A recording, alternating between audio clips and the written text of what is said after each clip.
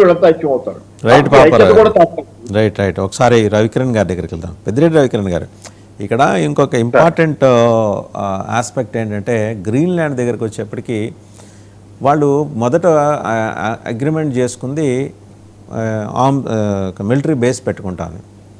రాను రాను 51 అప్పటికి న్యూక్లియర్ వ్యవస్థ లేదు. 57లో ఒక అండర్స్టాండింగ్కి వచ్చారు.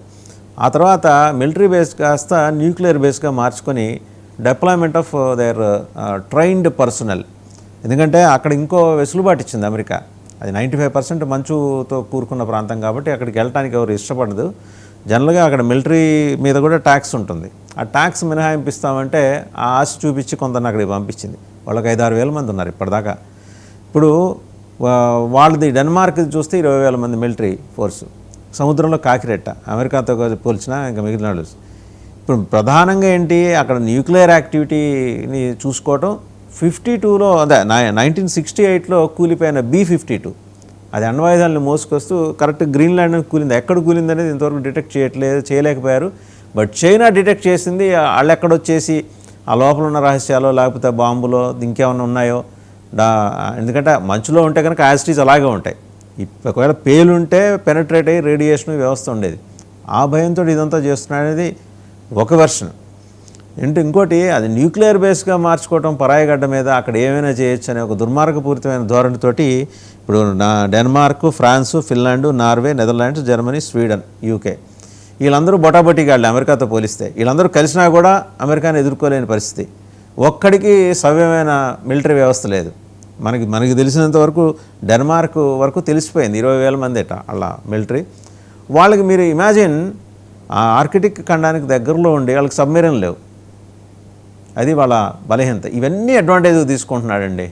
తీసుకున్న ట్రంప్ రేపు పొద్దున అక్కడ ఏం చేయబోతున్నాడు? రష్యాని, చైనాని కంటైన్ చేయడం కోసం న్యూక్లియర్ బేస్ ఏర్పాటు చేసుకున్నాడా, సొంత ప్రయోజనాల కోసం ఏర్పాటు చేసుకున్నాడా, లేకపోతే అప్పుడెప్పుడో 68లో కూలిపోయిన B-52లో ఏమేమి రహస్యాలు ఉన్నాయో వాటిని ఎక్స్ప్లోర్ చేయడానికి పెట్టుకున్నాడా?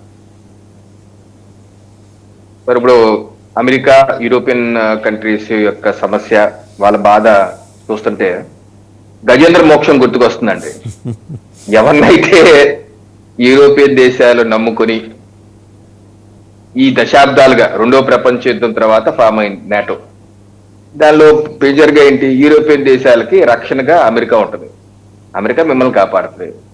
అందుకనే యూరోపియన్ దేశాలు ఇన్ని దశాబ్దాలుగా ఎటువంటి రక్షణలో పెద్దగా ముందుకెళ్ళలేదు, పెద్దగా పట్టించుకోలేదు, పెద్ద స్పెండింగ్ కూడా చేయలేదు. వాళ్ళ డబ్బులంతా మిగతా దాని మీద స్పెండ్ చేసుకున్నారు. ఏంటంటే అమెరికా ఉంది కాబట్టి. ప్రతిదానికి అమెరికా అన్న దానికి తోకలాగే వెళ్ళిపోయింది. ఇరాక్ మీద యుద్ధం చేద్దాం, కమాన్ మేము కూడా రెడీ, ఎందుకంటే నాటోలు ఒక దేశం మీద దాడి చేస్తే అన్ని దేశాల మీద దాడి చేసినట్టే కదా అన్నారు. అలా ట్విన్ టవర్స్ మీద దాడి జరిగితే చలో ఆఫ్ఘనిస్తాన్ దాడి, ఎందుకంటే అమెరికా మీద దాడి జరిగింది కదా అని ఎప్పుడో అగేన్స్ట్ గా వెళ్ళిపోయారు. ఈరోజు అమెరికానే పాము తన పిల్లల్ని తన గుడ్లు తరి తిన్నట్టుగా అమెరికానే నాటో తన మిత్ర దేశం యొక్క భూభాగాన్ని నాకు ఇచ్చే, నాకు కావాలంటది. ఏమకపోతే నీ మీద యుద్ధం చేస్తానో నేను టారిఫ్ చేస్తానని చెప్పంటుంది. అంటే వాళ్ళ కుటుంబ సభ్యులు వాళ్ళ మీద దాడి చేసేసరికి ఇప్పుడు వాళ్ళు బిత్రపోతున్నారు. నాటో దేశం మీద యూరోపియన్ దేశాలు 20 దేశాలు బిత్రపోతున్నాయి. అదేంటి ఇప్పటి వరకు మనం ఇన్ని దశాబ్దాలుగా మనందరం ఫ్రెండ్స్ అనుకున్నాం. ఈ రోజు రేపు ఇప్పుడు గ్రీన్లాండ్ అడుగుతున్నాం, రేపు యూకే అడుగుతాం, ఎల్లుండి ఫ్రాన్స్ అడుగుతాం, అవతల జర్మనీ అడుగుతాం, ఇవన్నీ ఇచ్చుకుంటా కూర్చుంటామే. ఇంటికి మేము మాకు వేరే పని పడలేదా? బేసికల్గా ఏంటంటే అమెరికా గత 150 ఏళ్లుగా గ్రీన్లాండ్ ని వాళ్ళ హస్తగతం చేసుకోవాలని చెప్పి ట్రై చేస్తున్నారు. వాళ్ళ వల్ల కాలేదు, 3 సార్లు ట్రై చేశారు. అయితే డొనాల్డ్ ట్రంప్ చరిత్రలో ఉండిపోవాలి, అమెరికన్ చరిత్రలో నిలిచిపోవాలి, నేను ఇది చేస్తే నేను చరిత్రలో ఉండేది 80 ఏళ్ళు దాటిపోయినాయి, ఏదో చేసి నేను చరిత్రలో నిలిచిపోవాలి అన్న కోరిక అతను పుట్టింది. అలాగే నోబెల్ ప్రైజ్ కదా నీ సంగతి చూస్తాను నార్వే చెప్పి లెటర్ కూడా రాశారు. ఆ లెటర్ వైర్లు. ఒక్క నిమిషం రవికిరణ్ గారు, ఖచ్చితంగా చరిత్రలో నిలిచిపోతాడు. చరిత్ర సృష్టించే వాళ్ళు నిలిచినట్టే చరిత్రహీనులు కూడా నిలిచిపోతారు. అదే ఆయన ఉద్దేశం, ఆయన అలా ఉండిపోవాలని. అది ప్రపంచ చరిత్రలో చరిత్రహీనులుగా మిగిలిపోయే విధంగానే కనబడుతుంది. ఆయన వ్యవహార తీరులో ఎటువంటి మార్పు రావట్లేదు. ఇప్పుడు మిలిటరీ వైజ్ చూస్తాయండి అమెరికాకి యూరోపియన్ యూనియన్ కంట్రీస్ అని there is no match. There is no America military బయట ముందు వీళ్ళెవరూ ఆగే పరిస్థితి లేదు ఎక్కడ. ఇది గ్రీన్లాండ్ లో అదేదో చైనా వచ్చేస్తుంది, ఇబ్బంది పెట్టేస్తుంది కాబట్టి మాకు ఇచ్చేయండి అంటాం కూడా ఒక తప్పుడు నెరేటివ్ కూడా. ఎందుకంటే నిజంగా ఆ పరిస్థితి ఉంటే నాటో దేశాలు అందరూ కలిసి అక్కడ ఆల్రెడీ ఉన్నారు కదా, కొత్తగా ఉంటామేంటి నాకు అర్థం కాదు. ఆల్రెడీ అమెరికా బేస్ ఉంది, ఆల్రెడీ అక్కడ missile, anti missile, anti nuclear dome, ఏ డోమ్ గురించి అయితే చెప్తున్నారు ఆ dome it works effectively only if I have there. అదేంటి ఒక ఎలక్ట్రానిక్ ఎక్విప్మెంట్ ఆ దేశం నీదైతేనే బాగా పనిచేస్తారా, నీది కాకపోతే ఎలక్ట్రానిక్ ఎక్విప్మెంట్ పనిచేయడం మానేస్తారా, మొరాయిస్తారా? అది ఇది అమెరికాది కాదు కాబట్టి నేను పేలను అంటదా ఏంటి? ఇది అబద్ధం.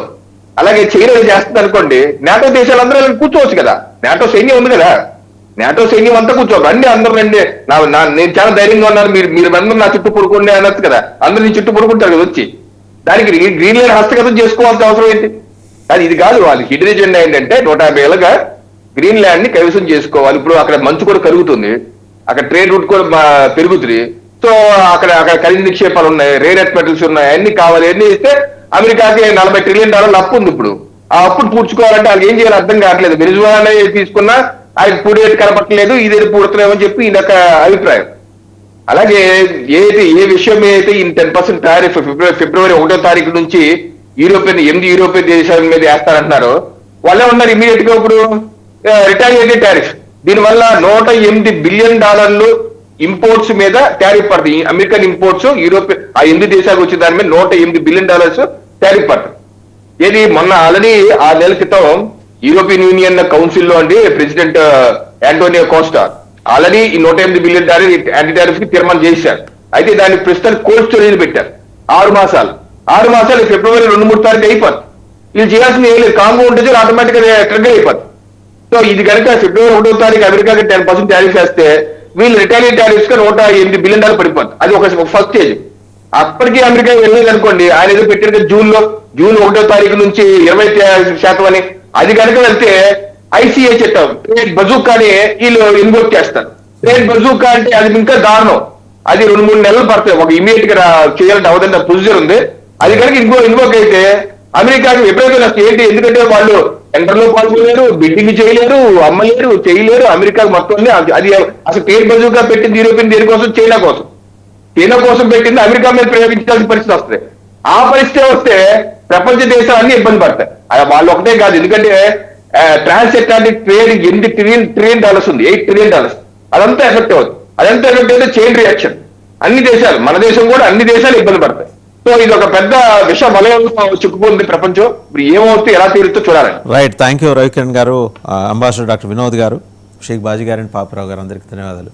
సో కొరివితో తలగొక్కోవటం అనే ఒక సరదా చివరికి ఏంటంటే వాళ్ళ సొంత ఇంటిని కాల్చేసేదాకా వచ్చేసింది ట్రంప్ గారికి. తన పర అనే భేదం లేకుండా సమభావంతో అందరినీ బాధించే ఈ విపరీత వ్యక్తిత్వం, డిమెన్షన్తో బాధపడుతున్న ట్రంప్ తీసుకునే నిర్ణయాల్లో పొంతన లేకపోవడం, పొద్దునికి మధ్యాహ్నానికి సాయంత్రానికి ఈ పర్యవసానాలు. చివరికి నాటో దేశాల మీద కూడా అతను వచ్చేసాడు అంటే, ఆకలేస్తే బకాసురుడు ఎవరు ఎదురుగుండా ఉంటే వాళ్ళని తినేస్తాడని చిన్నప్పుడు చదువుకున్నాం. ఇవాళ ప్రత్యక్షంగా చూస్తున్నాం. బకాసురుడి పేరు మారింది, దేశం మారింది, రూపం మారింది అంతే. సో ఈ రోజున నాటో